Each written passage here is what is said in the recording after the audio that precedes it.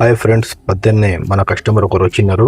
10 పైపులు పెరిగి ఇవాళ ఇంకోటి కేసింగ్ వేసి వాళ్ళ కేసింగ్ పగిలిందని, సరే వస్తామని బండి ఎత్తుకొని బయలుదేరి బోర్ గారికి పోయినా.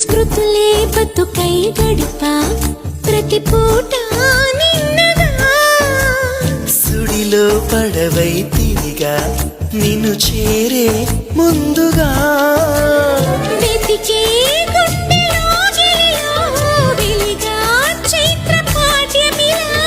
మెరిసే కంటి పాపనలో నిలిసా నిత్య పౌర్ణమిలా అల్లినదో వన్నెల వెన్నెల కాంతివలా